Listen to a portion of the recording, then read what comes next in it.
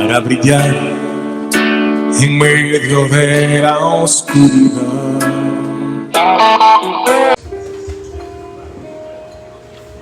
Buenos días, hermanos. Dios los bendiga.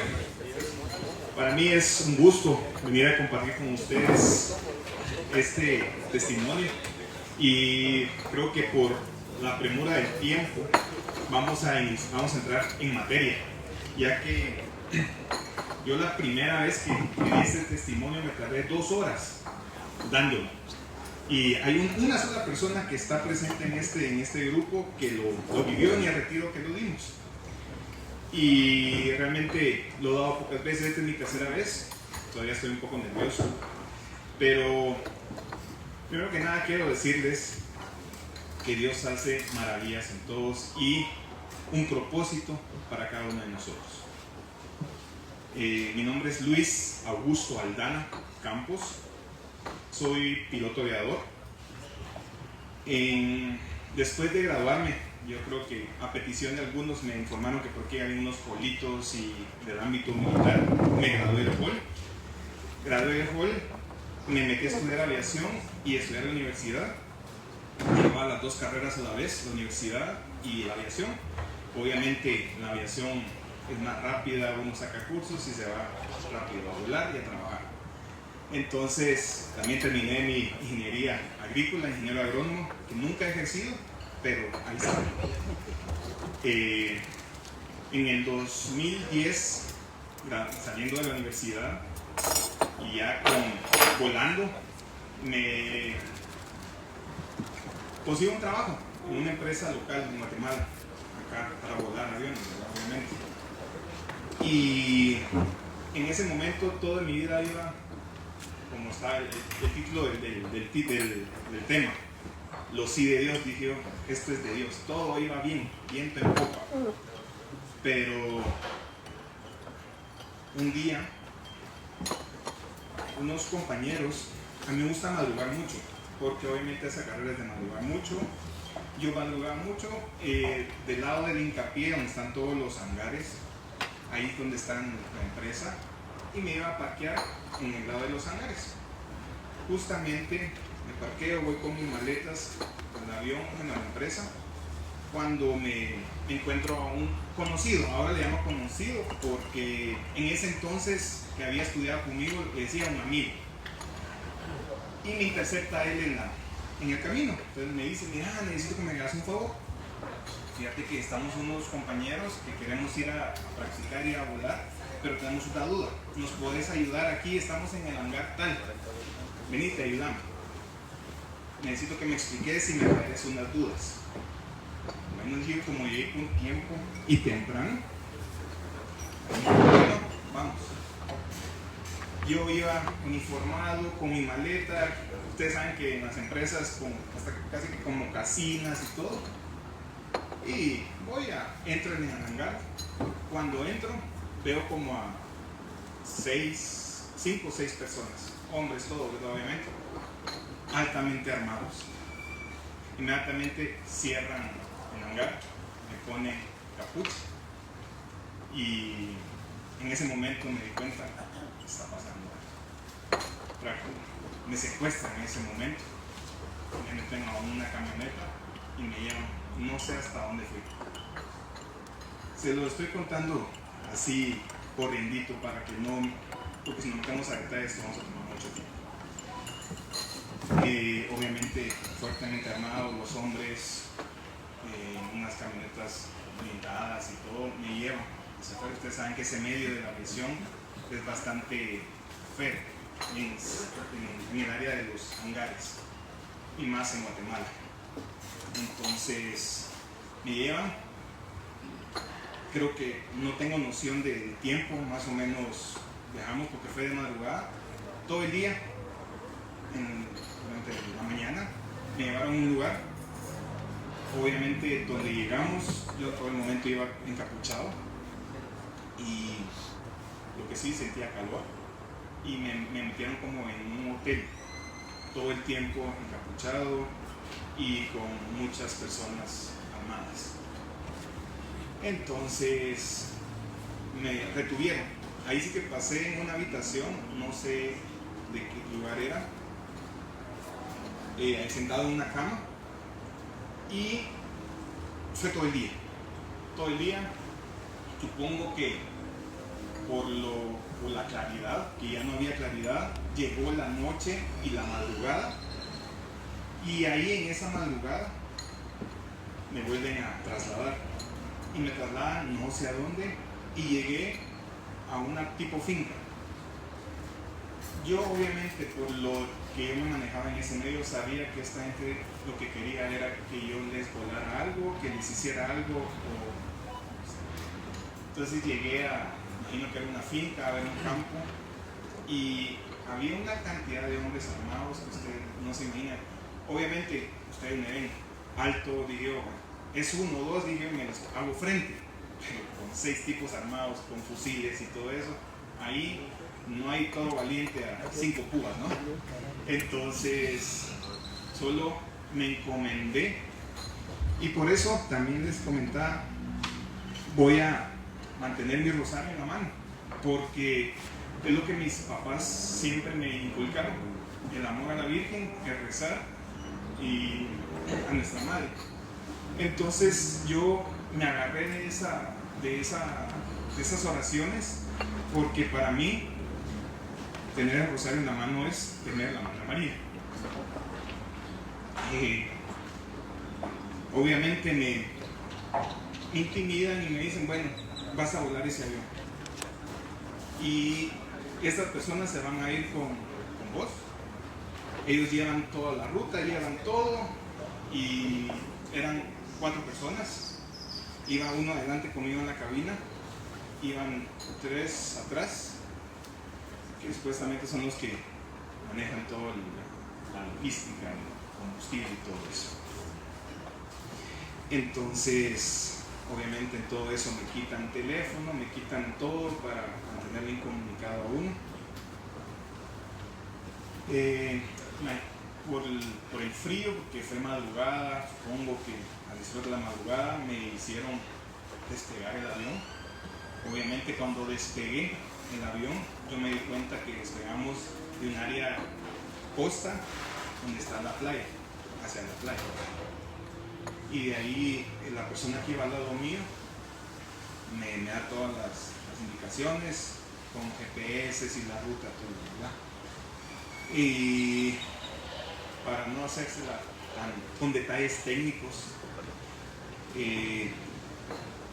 volé 16 horas en un turboprop, es un avión de turbina, 16 horas, y miraba al lado derecho, agua, izquierdo agua, y decía, Señor, si me caigo acá, no me van a encontrar, pero en los colmillos de algún pescado, de un tiburón, me encuentro la pantalla. Fue realmente bien, sí, preocupante, porque obviamente uno lo ve desde el punto de vista humano y del medio, como piloto, digamos, se me va un motor, se me va un generador, se me va algo mecánico, dice, no la canto, aquí ya no salgo bien. Pero en todo el camino, no les miento, con mi rosario en la mano, bueno, en ese momento iba en mi mano izquierda, en todo el camino lo iba apretando tan fuerte que realmente acá tengo, donde la cruz era de metal y era como de hilo, ¿recuerda? De tan fuerte que lo llevaba apretado que me hice una pequeña cicatriz, pero eso me recuerda que no debo soltarme la mano, porque estoy acá con ustedes contándolo, ¿verdad? En fin, 16 horas, 15 horas y media, no tengo idea por el reconocimiento de los mapas y del GPS, supongo que fue entre Colombia y Venezuela.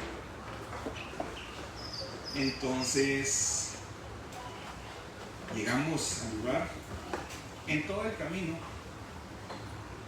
estamos cruzando cuántos países para allá, y todos esos países obviamente están cuidando y resguardando la soberanía de cada país y los espacios aéreos de cada país. que realmente yo les digo, yo creí que en uno de esos países nos iban a sacar un avión de guerra, un fighter o algo ahí, y nos iban a derribar.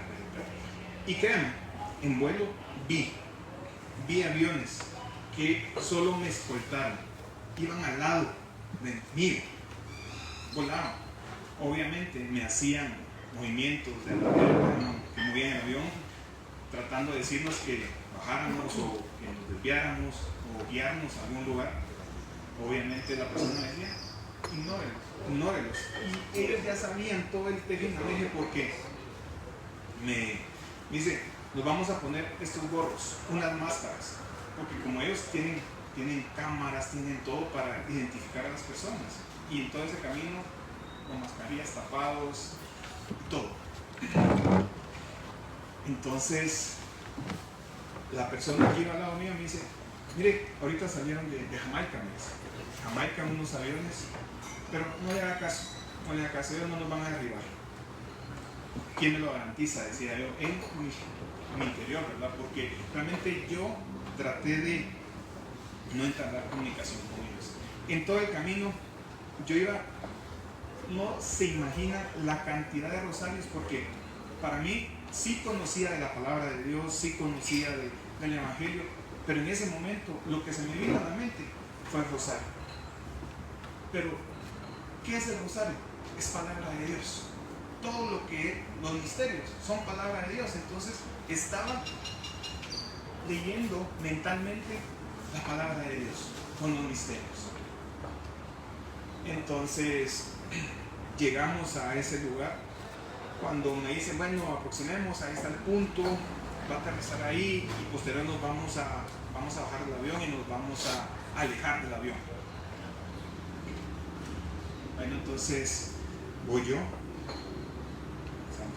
Imagínense, después de 16 horas, los tambos que llevaban ahí de combustible, ya yo decía, bueno, eso es, al final aterrizamos y se acaba. Entonces empiezo yo a enfilarme para aterrizar. Cuando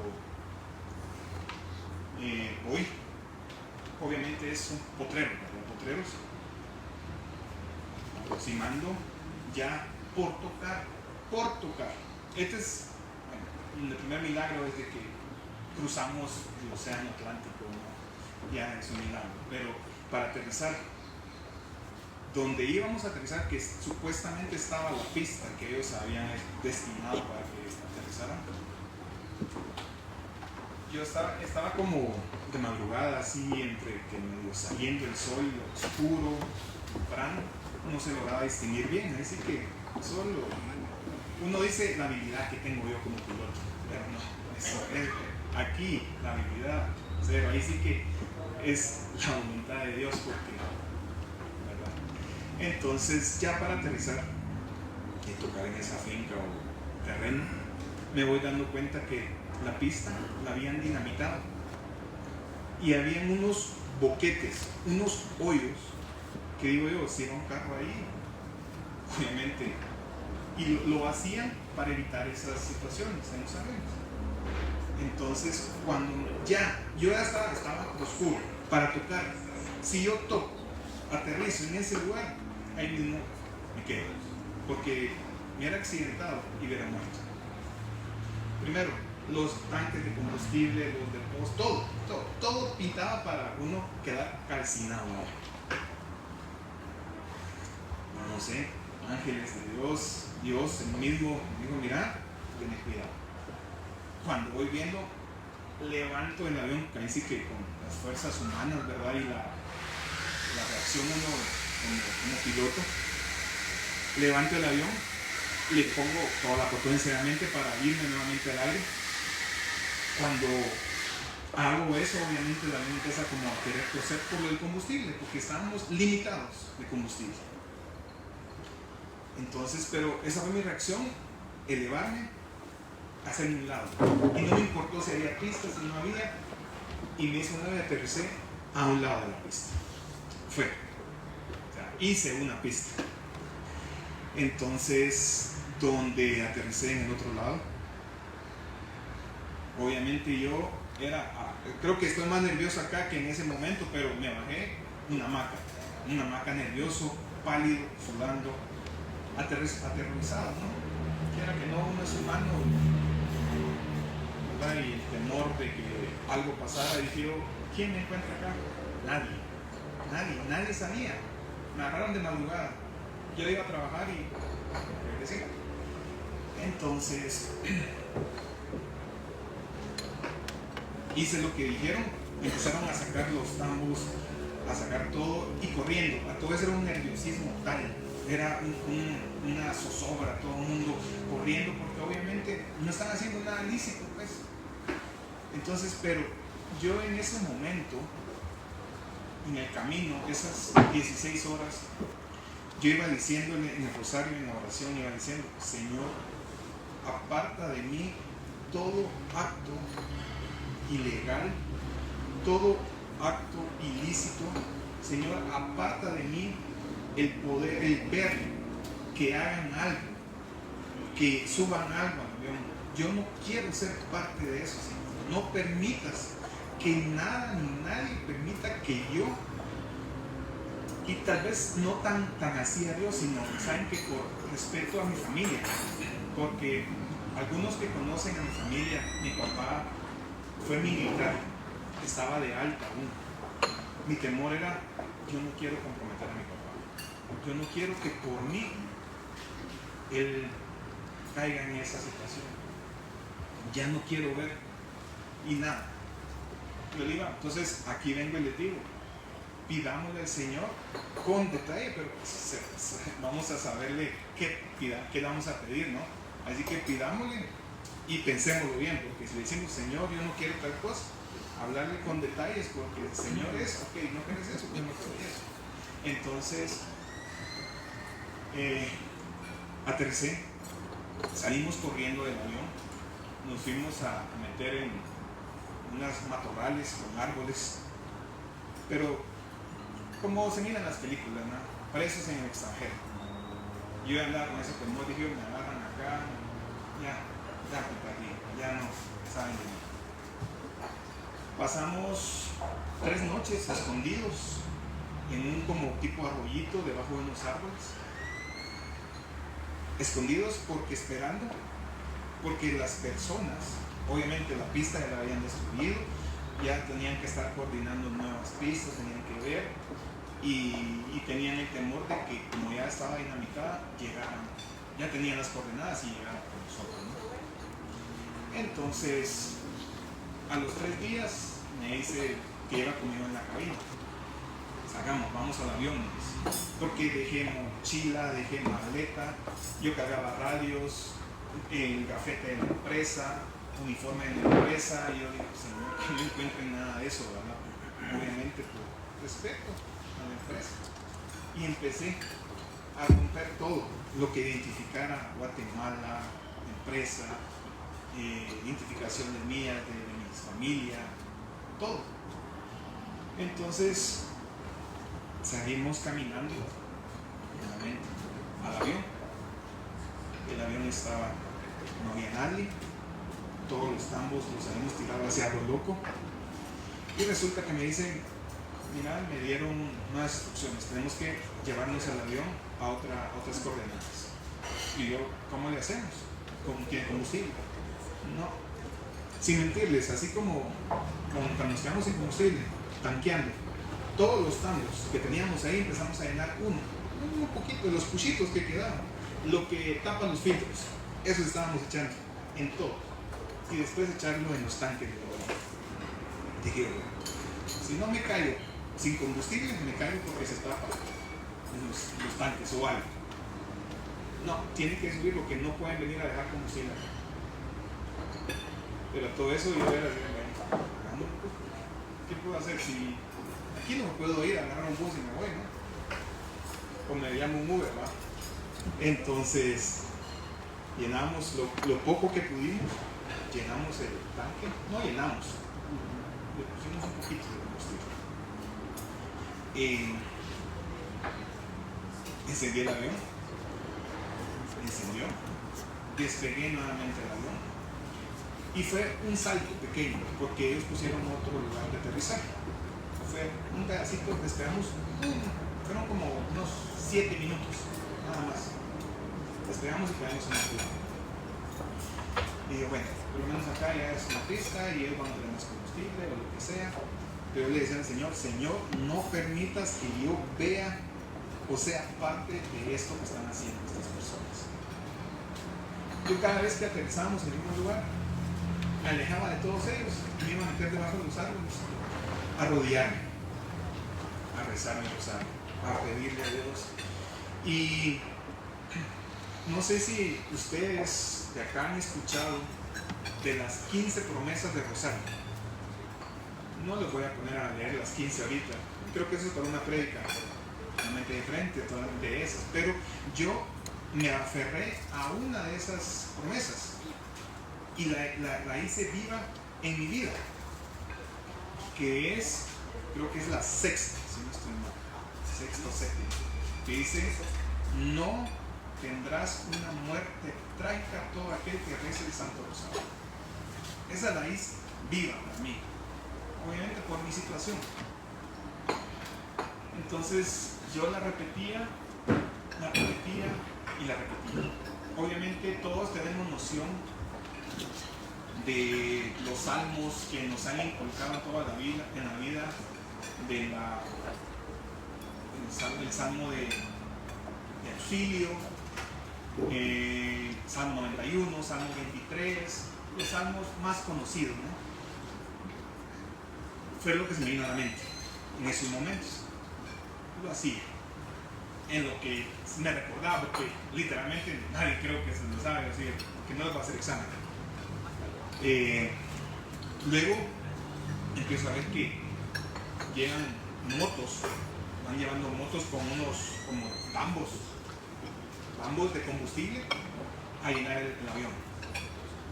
Y dije, bueno, así.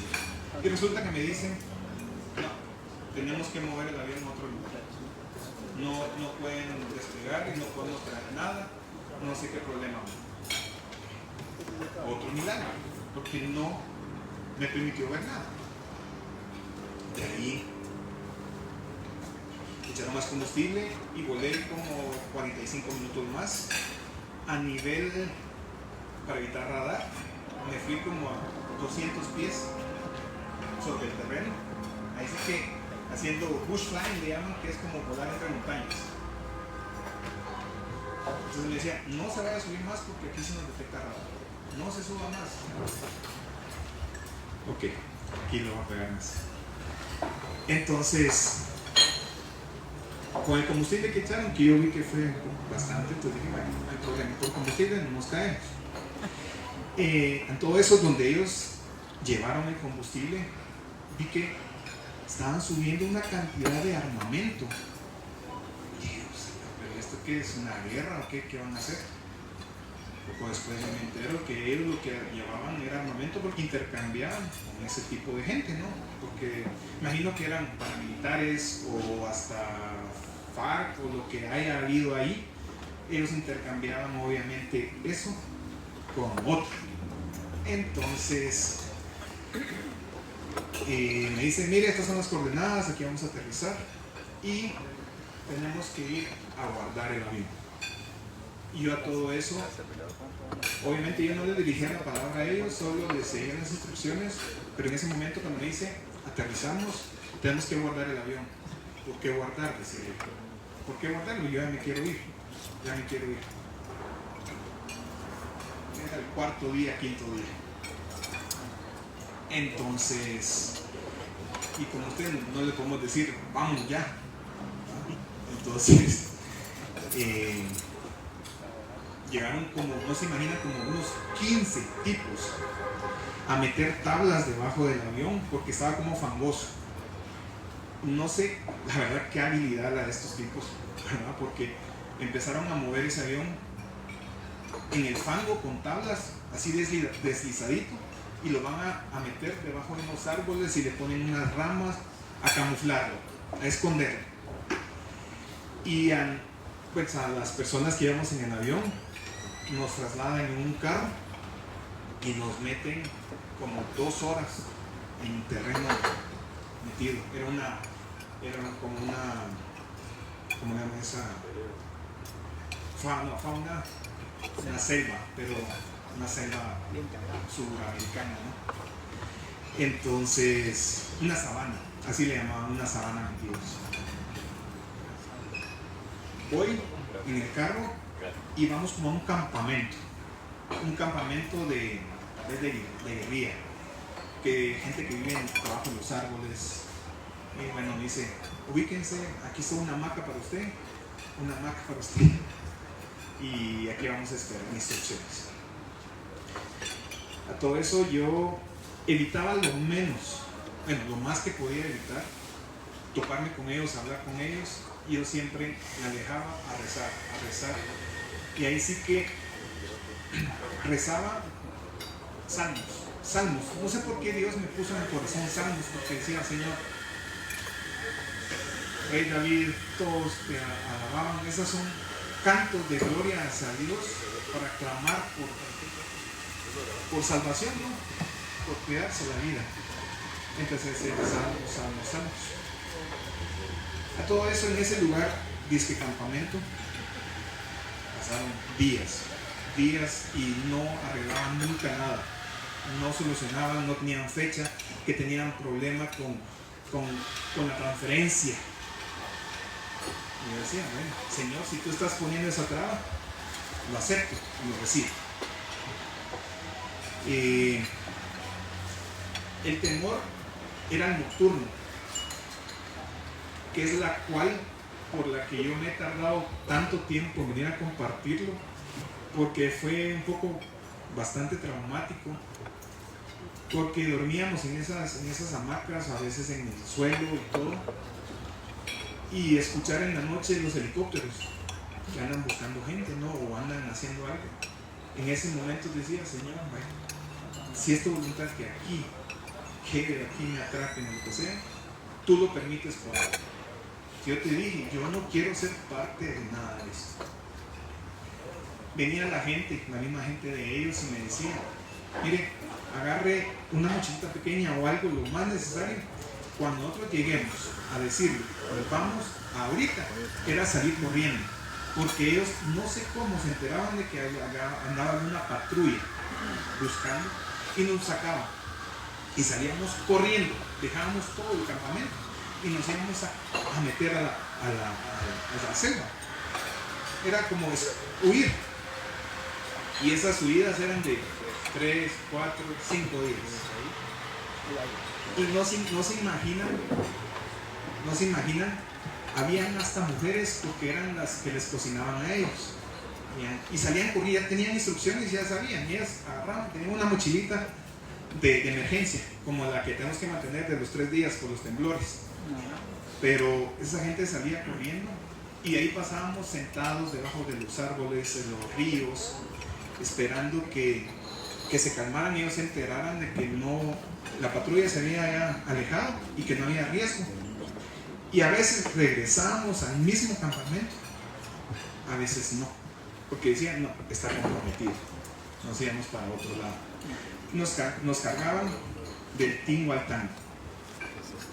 A todo eso era frustrante para mí, ¿verdad? Porque decía, Señor, yo no puedo hacer nada, no puedo hacer nada, Señor, solo tú.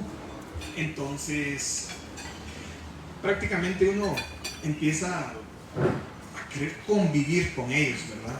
Porque, ¿qué otra tiene si están en medio de la nada, con gente desconocida, armados? Y decía, yo no sé si es gente mala, gente buena, mejor los trato con bien, porque si estoy vivo, aún tengo esperanza. Entonces, después, los que iban conmigo en avión llegaron cuando íbamos como decían, que a comer o algo ahí a la orilla de un río, porque ahí sí que puro como que anduviera en el ejército, ¿no? Andábamos en campaña final. Y me dicen, véngase a comer conmigo. Queremos darle las gracias, porque vimos lo que ha hecho e hizo cuando el primer aterrizaje, donde la pista estaba dinamitada. Porque si caemos ahí, no estaríamos aquí en este momento. Y yo dije, Señor, pero esto de que es de ti, porque ¿quién soy yo para que estas personas me digan gracias? Porque están vivos, porque nos trajo 16 horas sanos y salvos hasta este lugar. Y dije, bueno, no hay problema, digo, este es mi trabajo y lo que me gusta, digo, y todo esto es porque Dios lo permite, le decía yo. Y así quedó. Señor, todo esto es para tu gloria, porque realmente yo no valgo nada. De ahí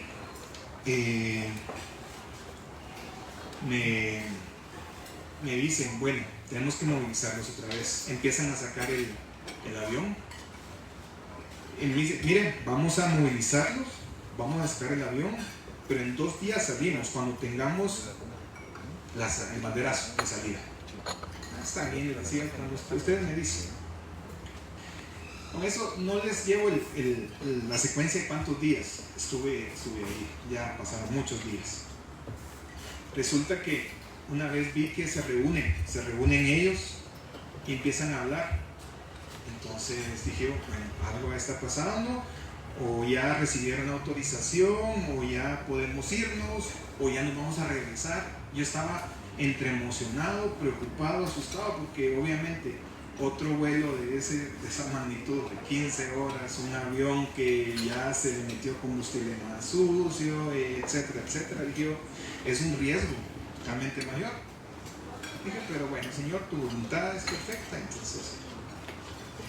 Y justamente en esas pláticas de ellos, escucho, pura casualidad, que dice, encontraron el avión.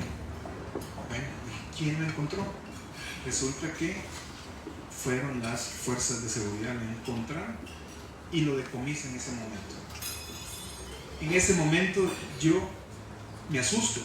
Obviamente yo en todo el viaje me asusté, pero en ese momento, y estando salvo en tierra y donde sea, me llegué a asustar más, porque dije, Señor, si no hay avión, si no vamos a regresar, yo ya no soy indispensable acá.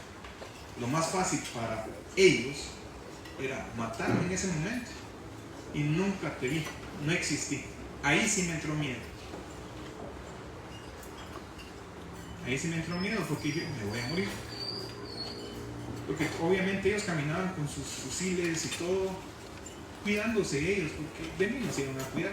¿Qué les iba a hacer? Si yo me sentía indispensable en ese momento. Dije, bueno, me necesitan. Cuando me entero que ya no hay avión, dije, bueno, ya no soy indispensable. Entonces, no sé por qué, pasamos a movilizarnos, a caminar, caminamos como unos 6 días. Y nos vamos a la orilla de un río. Pero el río, les digo, ¿alguien ha visto el río La Pasión ahí en Petén, que es como navegable? Es grandísimo. Pues era como el doble de ese río. Entonces, y era navegable, habían ferries y que pasaban y todos. Y dije, bueno, de plano en alguna frontera he de estar. Dije, no sé por qué me trajeron a este río, a este terreno, pero ahí estábamos, después de 3-4 días que caminamos. Imagínense, todas esas caminatas, yo con zapatos, mocasinas, bien uniformado, para la empresa iba a trabajar, ¿no? Resulta que, a escondernos otra vez, a escondernos,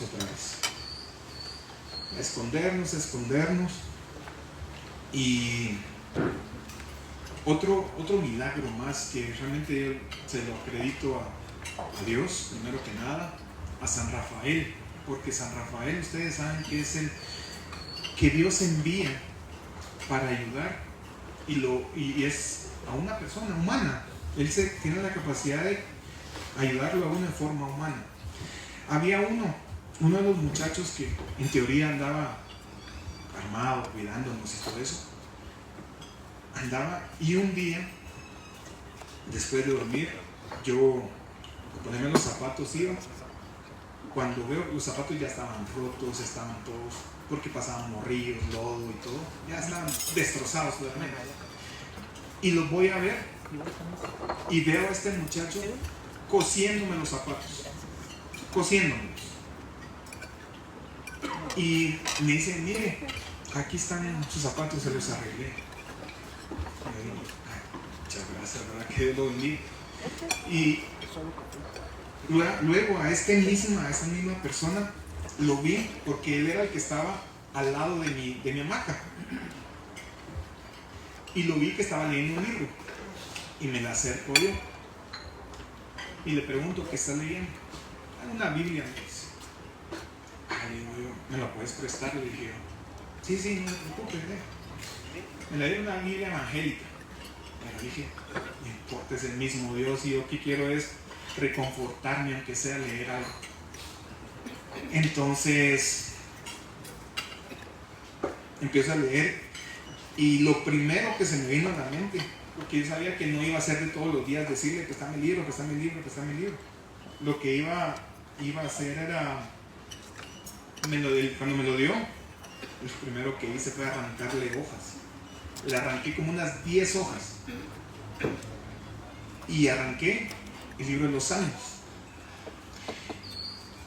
Y no sé si alguien ha leído al menos por lo menos el Salmo 2, Salmo 3, Salmo 4. Esos son los salmos que me reconfortaron tanto que acá los tengo en la Biblia, que me gustaría tal vez compartir con ustedes breve, ¿verdad? No voy a leerlos todos, simplemente los voy a para resaltar mi situación.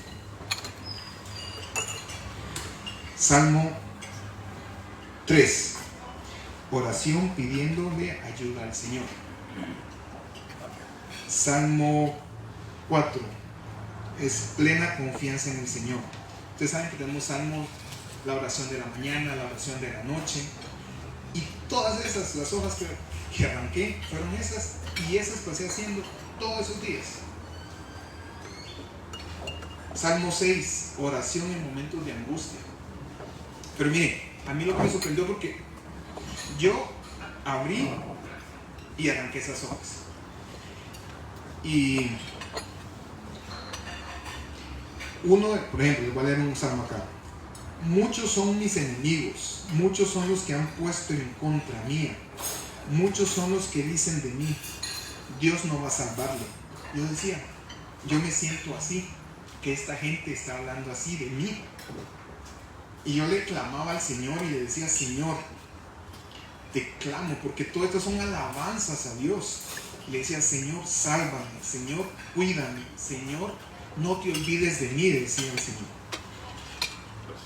Y en esos momentos, obviamente uno flaquece, uno se pone de bajón, y yo realmente ya estaba que ya no tenía ganas. Yo ya, bueno, mejor que pase lo que pase, mejor que ya se deshagan de mí, decía, porque ya estaba cansado tal vez de esperar. Ese era lo más tormentoso, esperar, porque era una zozobra en la que no sabía si íbamos a regresar, si íbamos a irnos, si iba a vivir. Entonces, más que todo fue angustia, de preocupación. Pero cuando leía los salmos, no sé, me reconfortaba tanto, y me alejaba, me iba a arrodillar y era, Señor, creo que el rosario tiene aún más fuerza cuando uno se postra y se humilla ante nuestra madre y ante Dios, de verdad, porque realmente cuando lo hacemos, sí, es la oración más poderosa y más contra el demonio y contra todo, sí, pero un solo Ave María que hagamos, bien hecho, meditado, puede salvar nuestra alma. Porque miren que el triunfo inmaculado de María va a ser por medio de ella y su Santo Rosario. Así que los invito a que nunca se suelten de la mano de María, porque María nos lleva a Jesús. Y si todos estamos en este caminar, porque no somos perfectos, porque tenemos pruebas y tenemos los nos, como dice el tema, los nos que nos purifican, los nos que nos bendicen, y los sí que Dios nos da, es porque Dios en ese momento está bien. Si uno le dice, Señor, dame tal cosa, sí, eso es para ti. Cuando Él nos dice aún no, Él es porque está trabajando en nuestras vidas. Y cuando nos dice no, es porque quiere un bien mayor para nuestras vidas. Porque está trabajando en nuestra paciencia, en nuestro carácter, en nuestras vidas. Entonces, continúo con el testimonio. Hice un pequeño paréntesis. Estando en esa orilla del río, llegan estas otras personas y dicen, bueno, nos vamos a movilizar, vamos a salir a la madrugada y nos vamos a ir en bote, en lancha. Y me dijo, bueno, por lo menos ya salgo. Y dije yo, y andan cargando conmigo también, ¿qué necesidad había?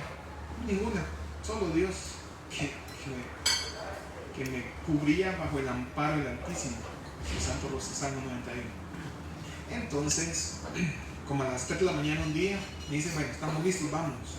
Empezamos a caminar, llegamos a una orilla del río y yo esperaba ver un crucero, un yate ahí para irnos todos, ¿no? Que era una yolita casi que les que hay en Amatitlán. Y yo, así como soy de pequeño, no cabía. Yo iba acostado y con las manos así, porque si yo medio me abría, topaba con la canoa, era una canoita. Entonces yo vi la canoita y de repente llega otra persona y le dice, no, regrésense, no pueden venirse ahorita. Otra frustración, tristeza, donde, ¿por qué no nos vamos? Me bajan otra vez y nos regresamos al monte, porque dicen que iba patrulla de agua, y justamente sí pasaron ahí porque pasan patrullando. Si salimos, ahí me agarra. Dios detuvo ese viaje. Esperamos 2 días más. Al tercer día sí se dio, porque empezamos a ir en ese río navegable, donde ahí, no les miento, navegamos o anduvimos en la canoita como 3 días más o 4 días. Habían lugares donde llegamos a un lugar y dando la marea o algo, bajaba y nos bajamos de la canoa y caminamos en el río, porque habían como parches de arena donde uno se podía bajar, y caminábamos y cargábamos la canoa para caminar.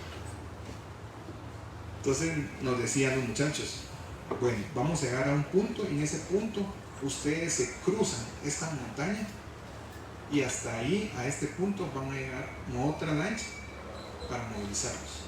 Nosotros nos regresamos. Gracias, disculpa. Okay. Entonces, hicimos eso, nos bajamos, cruzamos la montañita, pasó la otra lancha, me trasladaron, supongo que crucé alguna frontera, no sé, ellos conocían el área, y llegamos a un pueblo que no sé cuál era, pero en ese pueblo Dios me dio valor y les dije, bueno, veo civilizaciones, aquí en este lugar yo me desligo de ustedes. Les dije, no se preocupen, yo veo qué hago y me voy, pero no quiero saber nada de ustedes. Entonces me dicen, si es lo que quiere, sí, les dije. Entonces yo vengo, obviamente, yo como iba a trabajar, yo llevaba unos $, de mis viáticos de la empresa, y yo me fui a buscar un bus, me subí, resulta que andaba en un lugar que se llama Villavicencio, no sé dónde, creo que ya es Colombia, y me fui en un bus. Yo andaba barbudo, pero barbudo, sucio, zapatos rotos y todo, no me importó. Yo me fui y me desligué de ellos. Después, en ese bus de ese lugar, llegué hasta Bogotá, Colombia, y obviamente ahí sí, dormir en bancas, donde no tenía nada. Ahí en Bogotá y en una civilización yo contacto aquí en Guatemala a mi familia, o por medio, no directamente a mi familia, sino por medio de otra persona, siempre pensando en la seguridad de mi familia, y me informan. Mi papá ya empieza a movilizarse con amistades, con todo, para apoyarme donde estoy. Pero donde yo logro salir de Bogotá, obviamente me hacen toda la logística, me trasladan y me movilizan. En ese viaje de la canoa que íbamos en el río, como iba acostado viendo hacia el cielo, yo lo único que miraba en el camino era una estrella. Obviamente las fechas eran fechas como navideñas, y yo decía, sin pensar nada, yo iba, es la estrella de Belén que me está guiando, decía yo, y es la estrella de Belén. Y así lo tomé. Para no hacer más largos el testimonio, yo llegué a Guatemala, viajé de Bogotá a Panamá, El Salvador, porque yo no tenía pasaporte, no tenía nada, porque yo destruí todo. Entonces, donde logré conseguir todo lo que pude, todo lo legal y todo, Salvador, ya en El Salvador me bajé, y ahí aún no puede, me llegaron a traer un carro, ¿no?, para cruzarme por la frontera de acá para no, porque nunca tuve salida legal en Guatemala. Entonces, yo cuando llegué a Ciudad Pedro de Alvarado, que es la frontera de El Salvador, ya estaba mi familia con unos amigos esperando, y yo llegué a los 40 días raptado, podría decir, secuestrado. 40 días, y entonces el Señor, tu estrella me acompañó en todo el camino. 40 días, 40 años que pasaron en el desierto. Todo este tormento, todo este viaje, todo había sido tan significativo. Nunca vi ni una cosa ilícita, nunca en mi vida he visto nada que pueda causar una situación legal. No fui parte de lo que ellos hicieron. Es porque yo se lo clamé a Dios y Él me lo concedió. Él no dejó, imagínense, agarraron el avión, no trasladé nada, no fui parte de eso, no vi ni siquiera lo que ellos iban a trasladar, nunca lo vi. Todo eso, de verdad, es pura milagro de Dios, es pura misericordia de Dios que me tiene por clamarle a Dios, ¿verdad? Entonces, para mí, en mi vida, realmente es una prueba bien dura, fue un no en mi vida, pero en ese no, Dios me ha bendecido y me ha levantado en victoria, porque me ha hecho un propósito. Como dice mi esposa, yo en ese entonces aún no estaba casado, y en esa prueba yo decía, Señor, mi deseo es casarme, tener hijos, tener una familia, pero si no lo logro, Señor, es tu voluntad. Ahora, eso fue en el 2010. En el 2022 yo les digo, tengo una familia, felizmente casado, 2 hijos, y tiene un propósito en mi vida. Así que no se suelten de la mano de la Virgen, no se suelten de la mano de Dios, y sigan rezando el rosario. Que Dios los bendiga.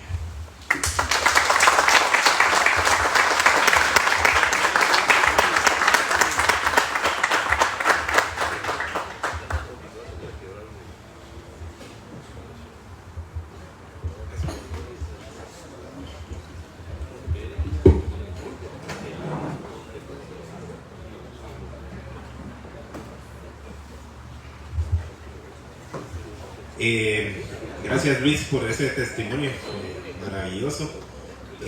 Vamos a orar por las ofrendas. Solo quería leerles una cita por ahí para que viene a la ofrenda y va de la mano del tema que estamos tocando, de los sí y los no de Dios. Creo que la lógica de Dios pues es contraria a la lógica del hombre o a la lógica terrenal, y lo que uno quiere a veces es lo lógico para uno, no es lo que Dios tiene para nosotros, ¿verdad? Y de esa misma forma funciona la caridad en la ofrenda. Y dice esta cita que tengo aquí para ustedes, dice: hay quienes reparten y les es añadido más, y hay quienes retienen más de lo que es justo, pero vienen a pobreza. El alma generosa será prosperada, y el que saciare, él también será prosperado. O sea, para la lógica de Dios, para la lógica terrenal, nosotros entre más guardamos, entre más retenemos, según nosotros más tenemos. Pero para la lógica de Dios es totalmente distinto. Entre más nosotros damos, Él más nos va a dar. Y entonces nosotros más vamos a tener. Y más vamos a poder atesorar un tesoro que va a ser para el reino de Dios, para ganarnos el reino del cielo. Y entonces entre más damos, más tenemos, al contrario de que nosotros quisiéramos que entre más, o pensamos que entre más damos, menos vamos a tener. Y es totalmente contrario. Entonces creo que esa es la parte bien importante de la ofrenda, ¿verdad? Entre nosotros más demos, más grande va a ser el tesoro que acumulamos para el reino de los cielos, ¿verdad? Que es para donde nosotros creemos que es el camino y para donde tenemos que ir, ¿verdad? Entonces voy a pedirles que se pongan en actitud de oración y podamos dar gracias y pedir por las ofrendas. Que entre más conozcamos a Dios, creo que más grande se vuelve. Más grande se vuelve esa grandeza, esa misericordia de Dios. Y digámosle gracias, Señor, porque eres un Padre generoso, porque sabemos que todas las cosas fueron creadas por ti y que tú vives y reinas para siempre, Señor. Sabemos también, Señor, que en tu palabra nos pides que seamos generosos y nos ofreces que tú responderás a esta generosidad abriendo las ventanas de los cielos, enviando bendición sobre bendición en nuestras vidas. Te pedimos, Señor, que recibas y aceptes estas ofrendas que traemos hoy con alegría para ti, como respuesta de tu bondad hacia nosotros. Te pedimos que sigas supliendo todas nuestras necesidades para que no falte nada en nuestros hogares. Te pedimos, Señor, que bendiga nuestras empresas, nuestros proyectos, nuestros trabajos, para que puedan ser el medio para acumular tesoros en el cielo y no se vuelva el fin para acumular tesoros acá en la tierra. Danos, Señor, sabiduría en nuestras finanzas. Ayúdanos a ser ahorradores diligentes y gastadores sabios para poder bendecir y apoyar a los que más te necesitan. Te pedimos, Señor, que nos ayudes a ser cada día más generosos y dar de más en nuestros matrimonios, en nuestras familias, en nuestros trabajos y sobre todo en nuestra relación contigo, Señor. Todo esto, Padre amado y misericordioso, te lo pedimos en el nombre de tu Hijo Jesús, nuestro Señor. Amén, amén y amén. Gracias. Un número vamos a entregar a la Virgencita para que se lo puedan llevar y lleve bendición a sus casas. ¿Del 1 al cuál? Un número del 1 al 33, el 37. Pepe, un número del 1 al 37. Sin hacer trampa, por favor. El número 14, ¿quién lo tiene? Ricardo Oliva, sin hacer trampa, dije. Bien, Richie.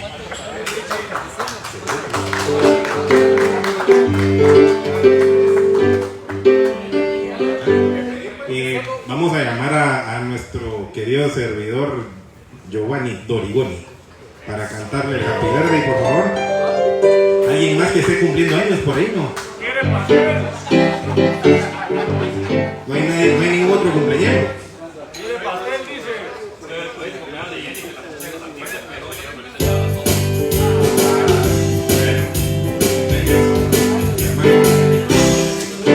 Ya queremos hacer,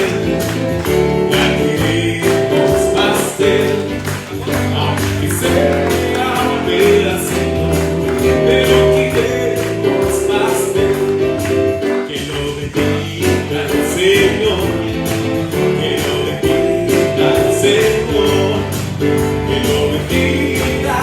siempre. Que lo bendiga al Señor. Cumpleaños feliz, cumpleaños feliz. Que los cumpla por siempre. Cumpleaños feliz, cumpleaños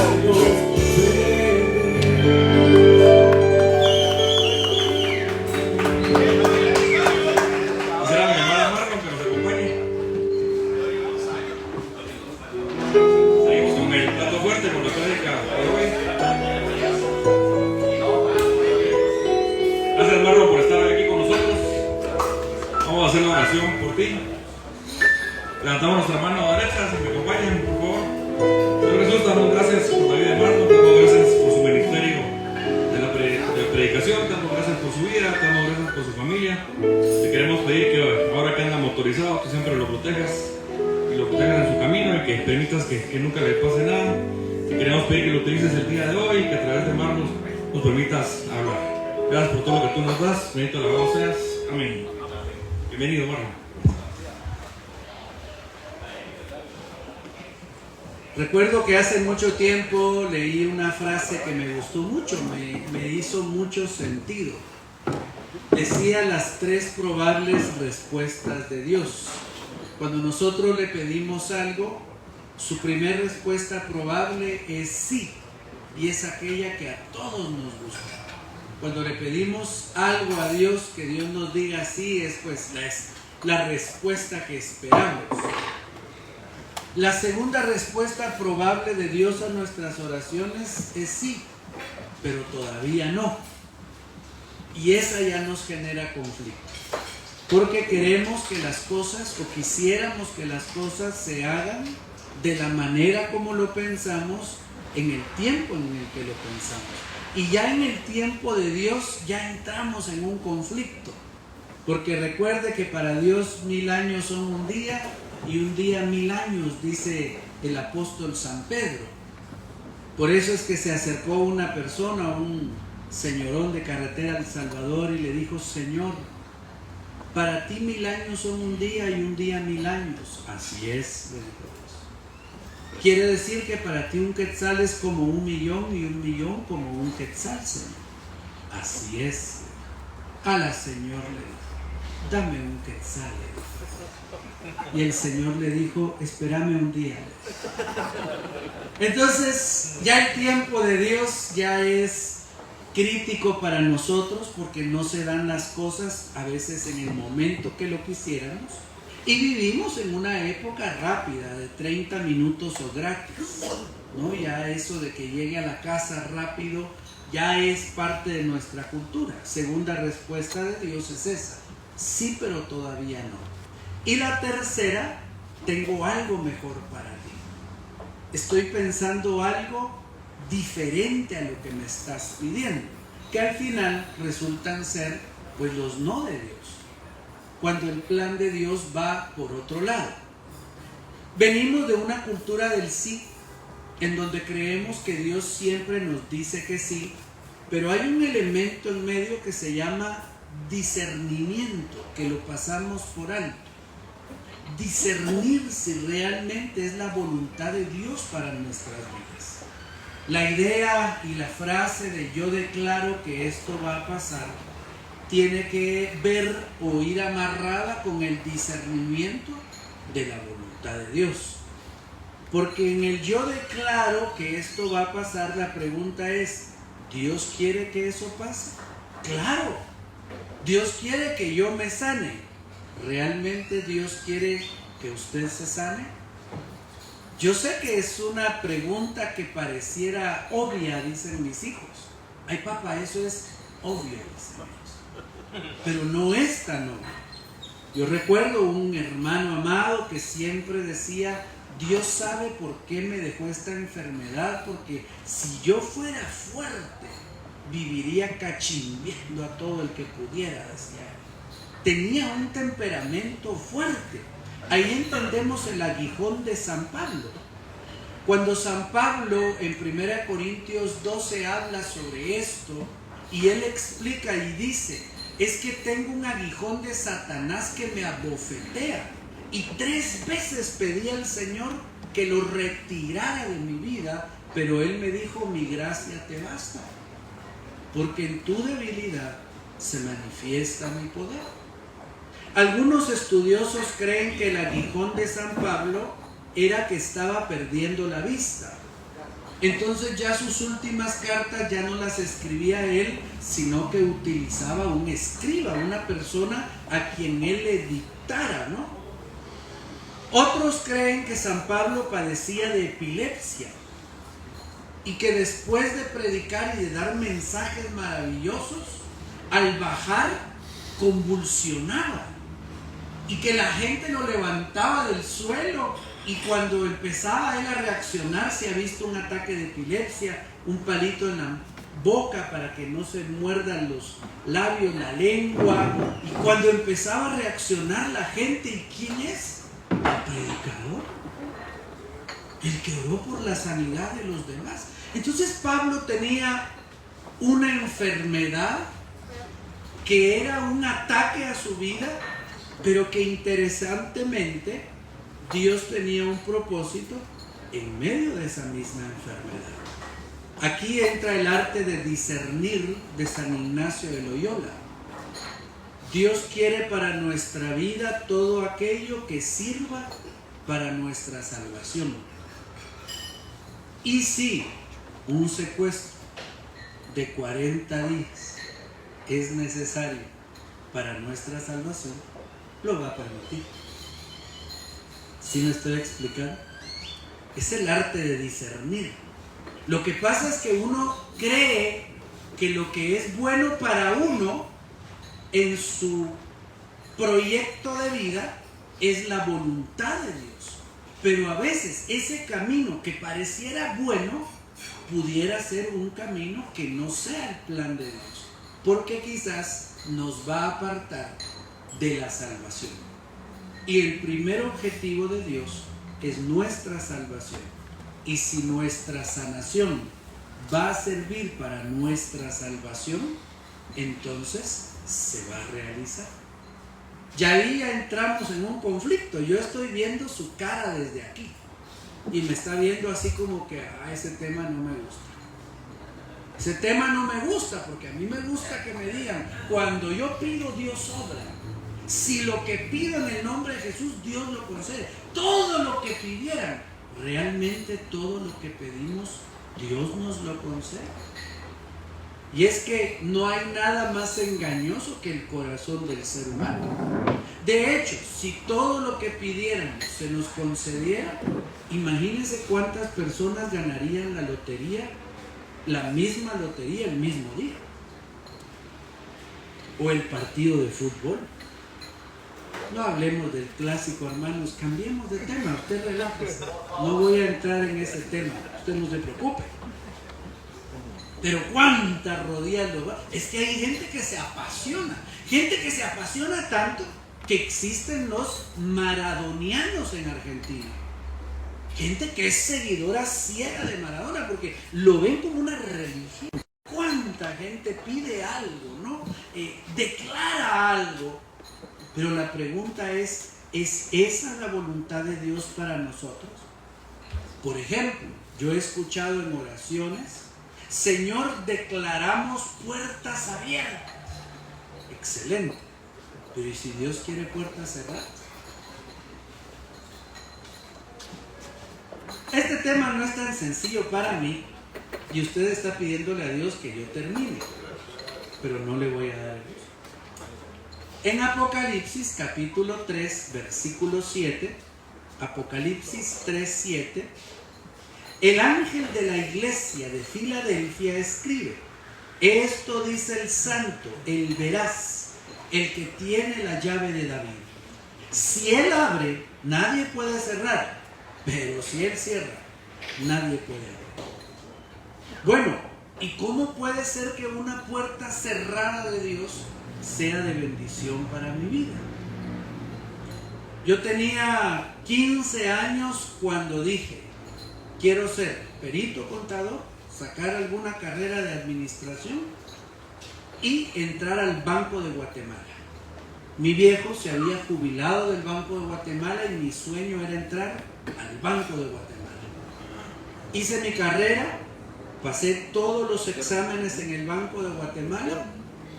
Recuerdo que cuando llegué a la tercera entrevista psicológica, me entrevistó una señora. Cuando terminamos, me felicitó y me dijo: mire, es de las mejores 10 entrevistas que yo he hecho para el Banco de Guatemala. Ya le van a llamar, me dijo. Yo no sé si es porque pasó de 5 dígitos a 6, de 6 a 7 y de 7 a 8, pero jamás me llamaron. Jamás me llamaron. Pasé todos los exámenes y jamás me llamaron. Y entré en conflicto, porque yo anhelaba eso. Yo quería trabajar en el Banco de Guatemala. Mi viejo se había jubilado de ahí. Para mí una institución muy noble, hacer carrera. Sin embargo, cuando veo mi vida a la luz de la ruta que tomó, puse mi primer negocio a los 22 años de edad. A partir de ese momento me independicé. Gracias a trabajar por mi cuenta desde los 22 años, puedo hacer lo que estoy haciendo. Al salir de aquí me voy, tengo unos coaching hoy virtuales, estoy trabajando consultorías, que es lo que hago con las empresas, lo alterno mis tiempos con el tiempo de trabajo. Eso me ha permitido viajar por la predicación. He predicado en 12 estados de los Estados Unidos, en México, Sudamérica. Cuando hablaba de las selvas, me recuerdo haber ido al Lago Agrio a predicar. Lago Agrio, Ecuador, en la frontera con Colombia, unas selvas preciosísimas. Si uno va legal, dijera el compañero, ¿no?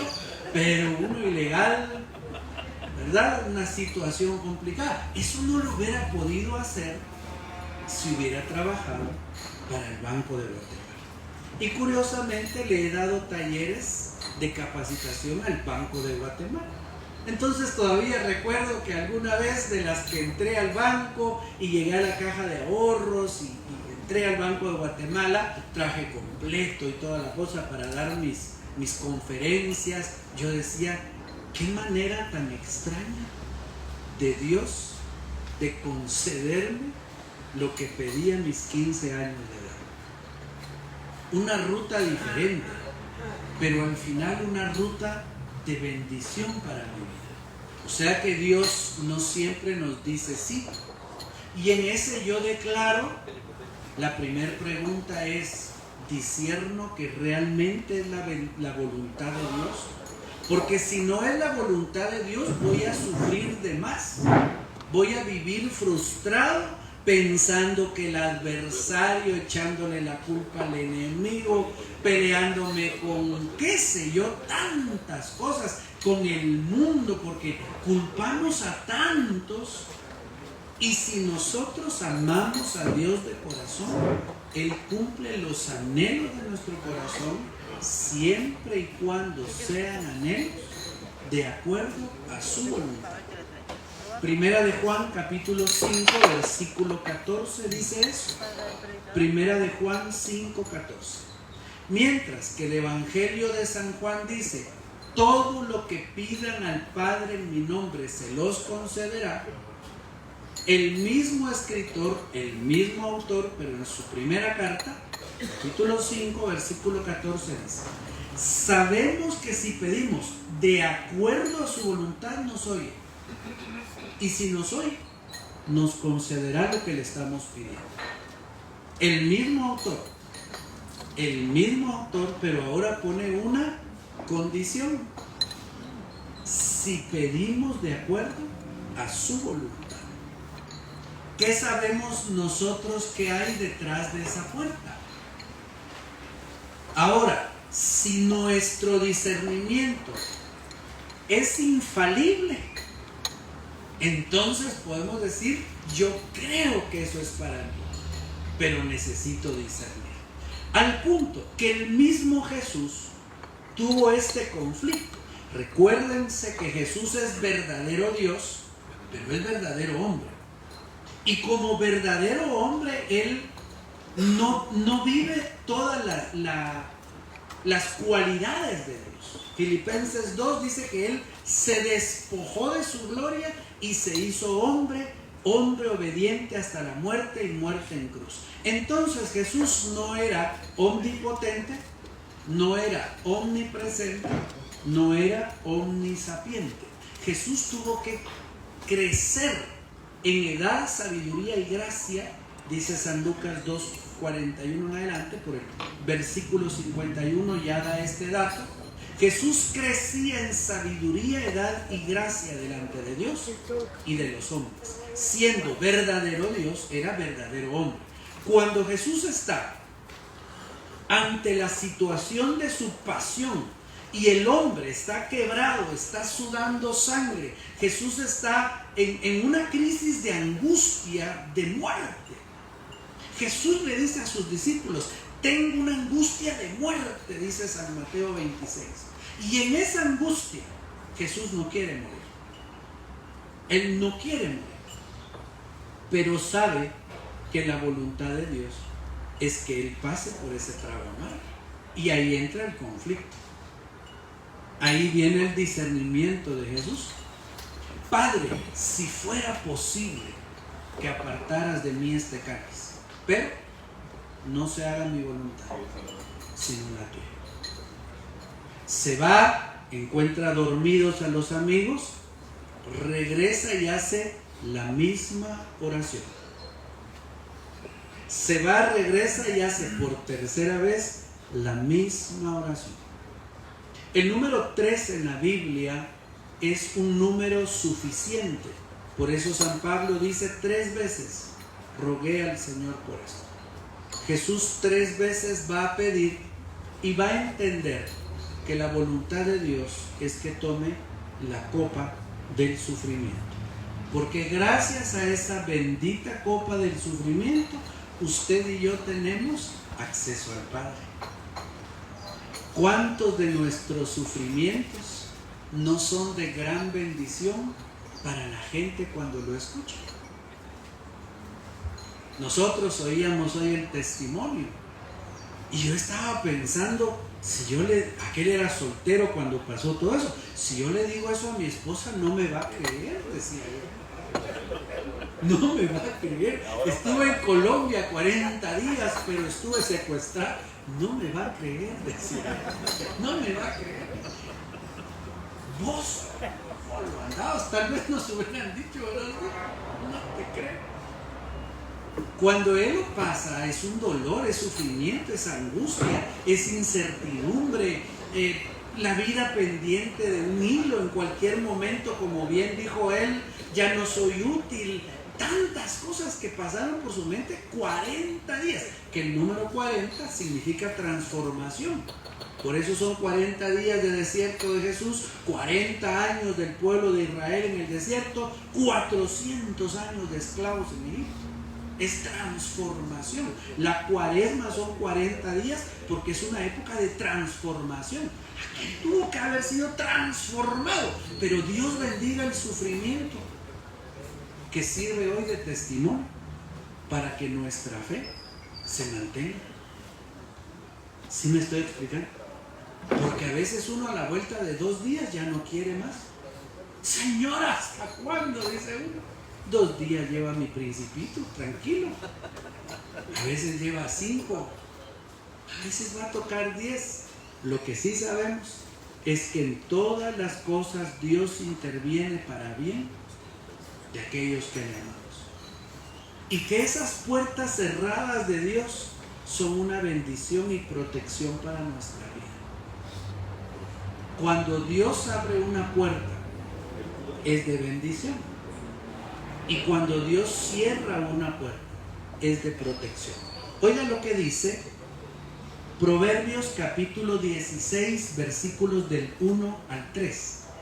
Proverbios 16, del 1 al 3. El hombre tiene proyectos. Yahvé, la última palabra. El hombre piensa que su conducta es limpia, pero Yahvé juzga las intenciones. Encomienda tus obras a Yahvé y tus planes se realizarán. Palabra de Dios. Honestamente, ¿cuántas veces antes de tener nuestro encuentro con Jesús y de venir a estos desayunos, pensamos, Señor, bendecime en ese negocio para que yo ayude a mi familia? Y cuando llegó la provisión, lo gastamos en prostitutas, en amantes, en borracheras y en malas decisiones. Honestamente. Mira, ella le cambió la cara, ahora se la devuelve. ¿Cuántas veces pedimos cosas diciendo, Señor, esto es para mi familia? Y cuando llegó la abundancia, nos descarriamos y nos fuimos por otro lugar. Padre, si tú me das mi casa propia grande, mi casa será llamada casa de oración. Cuando el Padre dice, hermanos, hay alguien de la parroquia que pueda prestar su casa para que podamos hacer pequeñas comunidades. Ay, la gente pone los vasos sobre mi mesa de madera y me la van a manchar. La gente ni cuida. Quizás el Padre, alguien tiene una casa en la playa, en el puerto, queremos hacer una actividad con los coordinadores. Y no decíamos que iba a ser de bendición, pues. Padre, dame ese carro, que sueño. Salimos de la iglesia y vemos gente a pie bajo el agua y no le podemos dar jalón porque me ensucian mi alfombra. Pedimos, queremos, anhelamos, soñamos, pero cuando llega se nos olvida. Y dice el versículo 2 que acabo de leer: el hombre piensa que su conducta es limpia, pero Yahvé juzga las intenciones. Por eso el libro de Judas dice: piden y no reciben porque piden mal.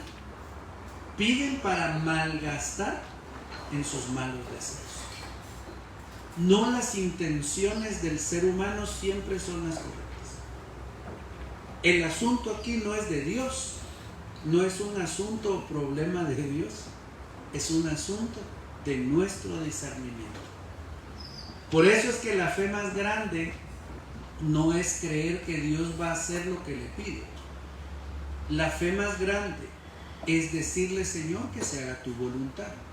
Yo voy tras esto. Esto me gusta, sobre esto quiero trabajar, sobre esto me voy a esforzar. Señor, voy a poner mis proyectos en tus manos, pero que se haga tu voluntad. Y esa parte no mucho nos gusta.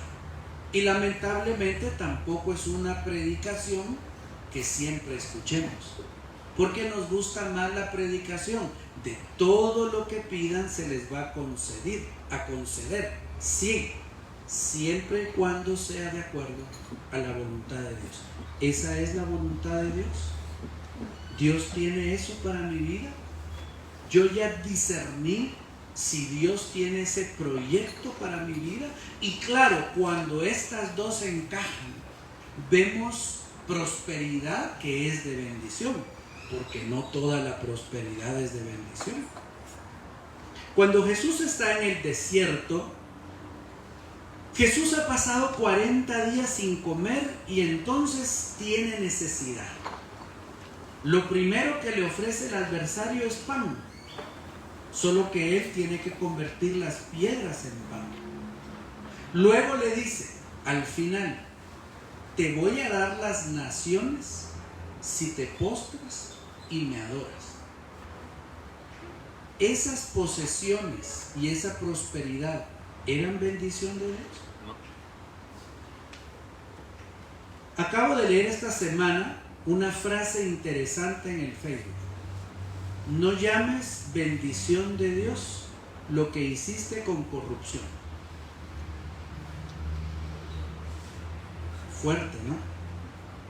Ese es para los que están conectados. Usted relájese porque usted es otro nivel. Fuerte. ¿Cuánta gente llama bendición de Dios a lo que ha desfalcado al Estado? a los trabajos que ha hecho mal habidos, al dinero que se llevó del IX. ¿Sabe usted que por eso es que como católicos sabemos que hay pecados veniales y pecados mortales? No, dicen los cristianos no católicos. Pecado es pecado. Fíjese que no. Robo es robo. Fíjese que no. Porque dentro de la teología moral hay un impacto del pecado. Por ejemplo, quitarle $80 millones a Bill Gates no es lo mismo que llevarse 80 millones de quetzales del IX. ¿Cuánta gente ha muerto porque las personas del IX no reciben un servicio por ese dinero que han desfalcado los políticos corruptos? El impacto a la bolsa de Bill Gates no es el mismo que el impacto social de este robo. Por eso es que sí hay niveles de pecado, y robo no es robo. Hay un robo que llora sangre, porque nuestras escuelas no tienen lugares dignos por la gente que se roba el dinero. Y eso no me vaya a decir, miren, Dios sabe lo que es. A mí me dieron el contrato. Lo único que tengo que hacer es cotizar que voy a poner 20 centímetros de asfalto y ponerle 7. Es lo único. Pero Dios quiso dármelo a mí. ¿Usted cree que eso es bendición de Dios? Por aquí arriba vinieron a quitar una bandera. Réplica de la bandera del Palacio Nacional. 987,000 quetzales costaba. Qué bendición, va usted. Que le regalen a uno una bandera de esas. Qué bendición, ¿verdad? Dios es bueno, ¿verdad que sí? Y así lo predican. Amén, hermano, amén. Así lo predican, con esta risa. ¿Usted cree que eso es una bendición? Lavar dinero es una bendición. Sorry, hermano, ese tema me pidieron. Me hubieran puesto otro tema. Ahí hay grandes no de Dios que no quisimos ver. Y que a pesar de que la conciencia, esa vocecita interna que nos dice, ese no es el camino. Y por eso es que el final de ese no de Dios que me quise brincar termina siendo catastrófico. Catastrófico. Claro, de momento hay una adulación, hay una exaltación de las personas porque vemos solo el resultado, pero no le hemos puesto caso muchas veces al proceso o al camino. Claro que Dios quiere abrirnos puertas, claro que sí. Pero cuando Dios las cierra, yo pensé hacer esta oración cuando entendí esto. Le decía, Señor, que las puertas que tú me abras, nadie las cierra. Pero las que tú me cierras, nadie las abra y yo no las quiero. Porque si esa puerta no es de bendición para mí, mi razón me dice una cosa, mi inteligencia me dice, pero es que ¿cómo no va a querer Dios que yo haga ese gran negocio? Pero es que yo no sé qué hay detrás de ese gran negocio. Ese es el discernimiento, es donde nos quedamos. Pero no es lo que escuchamos. Dios dice que no, Dios dice que no. Le voy a preguntar, ¿usted le dice que sí a todo lo que sus hijos le piden? ¿Alguna vez se tomó una cerveza y su hijo de 4 años le dijo, dame? Y usted dijo, sí, mi hijo, tené. ¿Sí? No. Usted y yo decimos que no. Claro que le decimos que no a nuestros hijos. Imagínense que se acerca el hijo o el nieto de 6 añitos. Papito, préstame el cuchillo para jugar de carnicero con mi hermanito. ¿Qué le diría a usted? Sí, mi hijo, tenés, llévatelo, jugar un rato con tu hermana. No. Usted le diría que no, yo le diría que no. Y si se pone a llorar, papito, por favor, papá, préstame cuchillo para jugar con mi hermano el carnicero, papá. ¿Usted se lo daría?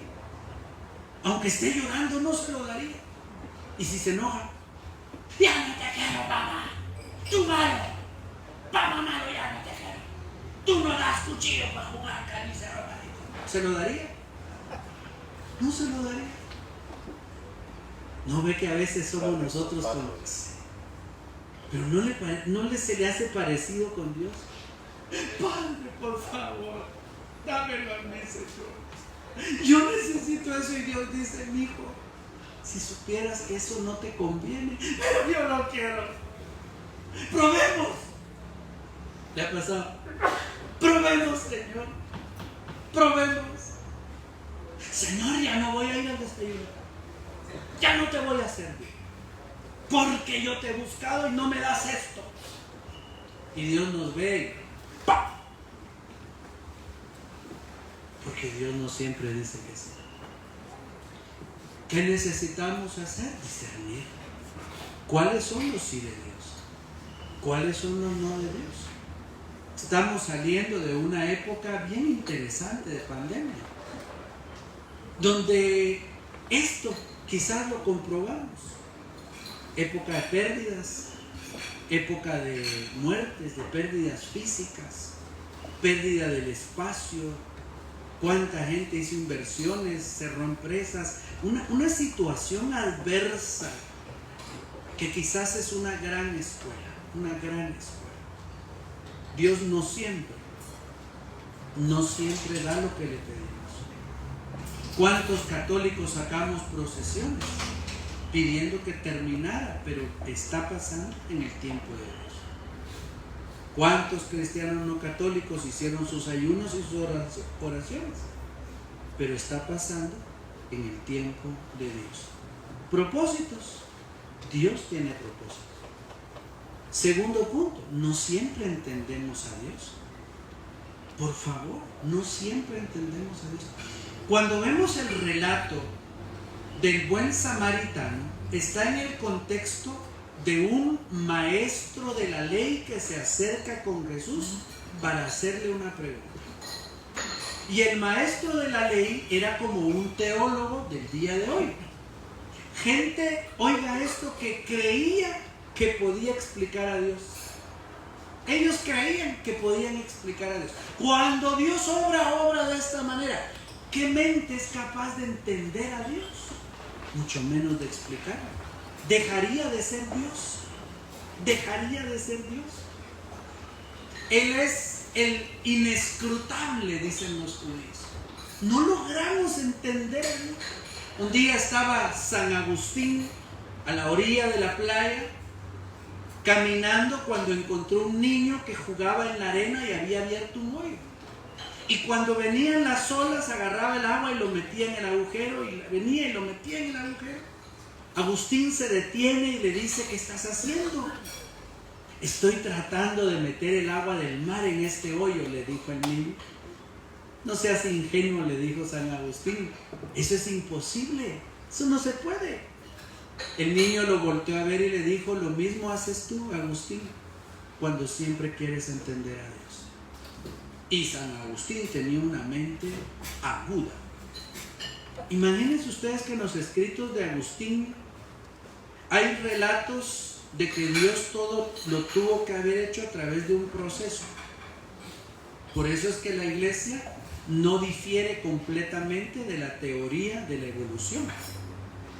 Dios lo hizo todo a través de un proceso. Todo a través de un proceso. Por eso en el Génesis hay días, día 1, día 2, día 3, procesos evolutivos. Y San Agustín ya lo había visualizado hace cientos de años. Sin embargo, por brillante que sea la mente, no logramos entender a Dios. No logramos entender a Dios. Pero quizás sea de los ídolos más grandes que tenemos. Pretender entender a Dios, pretender explicar a Dios, y peor aún, pretender decirle a Dios qué tiene que hacer. Yo nunca había escuchado a este cantante. Un buen amigo mío me recomendó un canto, me gustó mucho. Entonces me metí a investigarlo en YouTube, Julio Melgar. Un canto precioso de Julio Melgar que me gustó mucho. Me metí a YouTube a buscar y me encontré varios conciertos. Y entre esa búsqueda que hice, me encontré con un concierto donde él está en un estadio. Yo le digo estadio, ha de ser una iglesia, ¿no? Porque pues las iglesias de ellos son de 20, 30 mil personas. Y uno se ilusiona, ¿verdad? Cuando ve eso dice, ¿cómo le harán? Lo que pasa, hermano, es que hay que dejar el diezmo en un solo lugar. Las sucursales no funcionan en estas sectas, porque si abrimos otros lugares los diezmos se diluyen. Hay que traerlos al mismo lugar, al mismo alfolí. Cierro mi ejemplo. Está el lugar lleno y está una señorita que se llama Cristín de Clarion. Entra Julio Melgar, cantan unos cantos lindas, las canciones, las alabanzas. Y entonces dice Cristín de Clarion, vamos a orar por Julio Melgar. Y en su oración, ella dice, Padre, declaramos el sí de Dios sobre este hombre, declaramos que tú lo vas a sanar porque ya tenía cáncer. Y Señor, dice ella en su oración, no aceptamos un no por respuesta. Chica, usted diría, oh my God, diría usted, porque donde usted viene esa es su lengua natal. Oh my God. Esa fue la oración que escuché. Yo dije, no puede ser. La criatura diciéndole al Creador qué es lo que tiene que hacer. La peor tentación de todas, la soberbia. Haber visto la mano de Dios y creer que se tiene control sobre la mano de Dios. Dios nos libre de eso. Porque Dios no deja de ser Dios. Y perdonen, no está al servicio ni tronido de dedos de nadie. Nosotros somos pasajeros. Él es Dios. Y es cierto, es mi amigo, pero no deja de ser el Señor. Y que me permita llamarlo Padre no implica que deje de ser el Rey de Reyes, Señor de Señores, que merece respeto, al cual yo le digo, se hace lo que tú quieres y no lo que yo quiero. Capich, dicen ahí en mi pueblo. Pero esta es la tendencia ahora. Se llama teología de la prosperidad. Un amigo mío dejó su iglesia cristiana no católica y se cambió el cristiano no católico, porque el pastor les enseñaba que cuando uno oraba, Dios trabajaba. Mire qué maravilloso. De empleados tienen a Dios. Dios nos guarda. Al final Dios dice que sí y es lo que nos gusta porque es lo que anhelamos. Pero cuando Dios dice que no, Dios tiene un mejor proyecto. La fe es someterme a la voluntad de Dios. Claro que hay días en los que acierto y maravillosos tiempos, pero hay días en los que me muevo más por mi necesidad, por mis anhelos, por lo que yo creo que es bueno, por lo que yo creo que me conviene, por lo que yo creo, pero no exactamente siempre es aquello que Dios quiere. Lea los 10 mandamientos. 3 afirmativos y 7 no. Le voy a leer solo los no rápido. No tomarás el nombre de Dios en vano, no matarás, no cometerás adulterio, no robarás, no darás falso testimonio, no consentirás, no codiciarás. Si hay no. ¿Hay no de Dios? Claro que sí. ¿Por qué? Porque son lo que conocemos como límites. Los límites de Dios. Dios le dijo a Adán y Eva, coman de todo lo que quieran, de ese árbol no. ¿Y qué dijeron Adán y Eva? ¿De cuál árbol, Señor? Y se fueron tras el árbol. Y ahí tenemos la historia de la salvación. Ahí da inicio la historia de la salvación. Querían exactamente lo que Dios no quería. Y esa desobediencia nos lleva a un sufrimiento largo. Dios tiene sus tiempos. A veces nos toca pasar momentos difíciles, sí.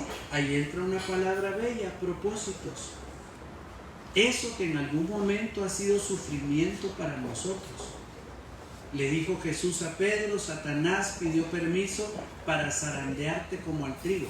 Yo he orado para que tu fe no decaiga y cuando regreses, reafirmes a tus hermanos en la fe. Entonces, esa prueba de Pedro fue una bendición para los demás. Porque Pedro regresó a dar testimonio. ¿No es lo que hacemos aquí, pues? Dar testimonio. Miren, pasé y uno lo ve y dice, yo ahí ando.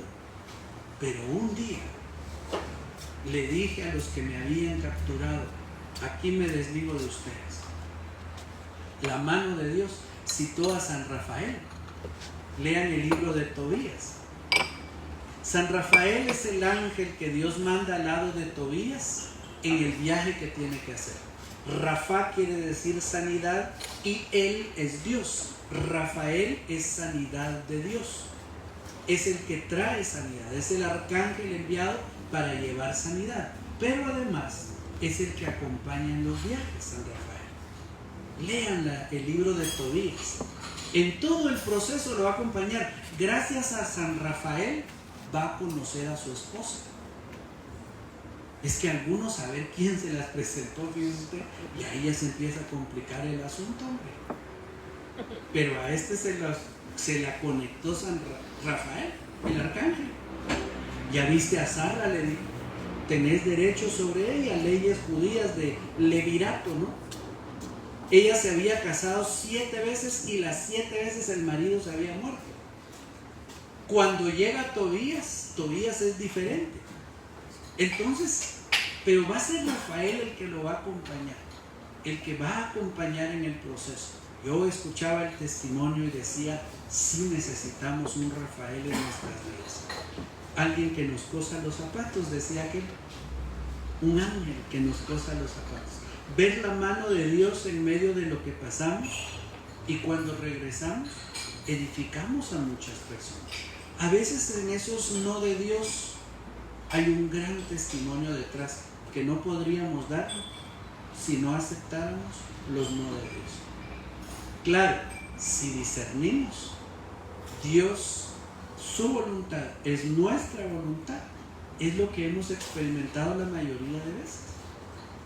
Bendición, prosperidad, salud, milagros de Dios, por supuesto. Pero en ese discernir de un plan de alguien a quien no le puedo tronar los dedos. Porque Dios es Dios. Yo soy su criatura. Yo no comprendo la humanidad. Él sí la conoce.